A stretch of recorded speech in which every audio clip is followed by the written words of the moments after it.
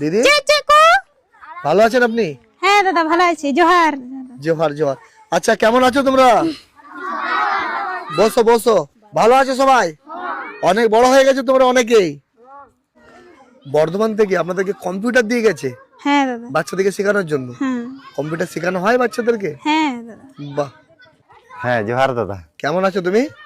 আমি মোটামুটি ভালোই আছি। আর এটা তো দাদা আপনাকে আবার ধন্যবাদ আর আরে না, না, কৃতজ্ঞতা আমার জন্য জানানোর বলতে হবে না। জন্য। আপনি না ভিডিও করলে আমরা ওই জঙ্গলের মানুষ জঙ্গলেই থাকতাম। আর এই যে নতুন স্কুলটা হচ্ছে হ্যাঁ ওখানে একটু যাবো, চলো। চলুন আসুন। এই দেয়ালে এগুলো কে কে দিয়ে গেছে? এটা আমার বন্ধু একটা আছে। তোমার বন্ধু? হ্যাঁ, ও বলরামপুরের বাড়ি। উনার নাম হচ্ছে বিজয় মুর্মু। বিজয় মুর্মু তোমার বন্ধু? ওটা বন্ধু। মানে ও টাকা পয়সা দিতে পারে না না, না, কিন্তু ও এভাবে সহযোগিতা করেছে। পুরাপুরি যে দেওয়ালি পেন্টিং হয়েছে, রং থেকে যা যা লাগে আর কি, আমি অত জানি না, কিন্তু উনি নিজে পয়সা দিয়ে করেছে সব। বাহ। উনাকে আপনার ভিডিওর ধরনে উনাকে ধন্যবাদ জানাই। এটা কি রুম? এটা অফিস রুম। Office room? এটা অনেক বড়।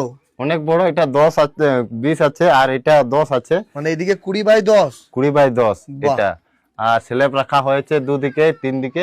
এখানে কিছু সামানপত্র রাখা হবে। আর হয়তো এদিকে একটা চেয়ার থাকবে, অফিসের কম্পিউটার থাকবে। এইগুলোতে অভিভাবক বসে থাকবে। আসো, আর তারপরে এদিকে ক্লাসরুম হচ্ছে। চলো ওইদিকে। ক্লাসরুমটা দেখাই। বাহ, এই তো অনেক বড় এই তো, রুম। অনেক বড় রুম। এখানে ব্ল্যাকবোর্ডটা থাকবে, এখানে টিচার থাকবে, তারপরে এদিকে স্টুডেন্টরা বসে থাকবে। এটা বাহ, এই তো এটা ওটার মতো বড়। ওটার মতো বড়, সেম সাইজ। এখানে ব্ল্যাকবোর্ড থাকবে, তারপরে এদিকে স্টুডেন্টরা থাকবে, টিচার ওই কোণাটাতে থাকবে। আর এইটাতে তো কোনো মানে কন্ট্রাক্টর নেই যে কন্ট্রাক্টর কারো হাত ধরে হচ্ছে সে কিছু পয়সা খাবে, না, সেটা তো নয়। এটা তুমি নিজেই বানাচ্ছো? নিজেই বানাচ্ছি। যে পুরো বিল্ডিংটা মালতী দেবীর স্বপ্নের স্কুল। আচ্ছা, ইনাকে তো আমরা চিনি, ঈশ্বরচন্দ্র বিদ্যাসাগর। উনি কে? ইনার পাশে যে ছবি আছে? ইনি হচ্ছে আমাদের অলচিকি লিপি যে লিখেছে। যেমন ঈশ্বরচন্দ্র বিদ্যাসাগর আমাদের বর্ণমালা লিখেছে, যে ওয়ে অ আর রসই দীর্ঘ, সেরকমের এই অ অত অং অক অল এই বর্ণটা লিখেছে। সাঁওতালি যে অক্ষরটা আছে সেটা লিখেছে পণ্ডিত রঘুনাথ মুর্মু।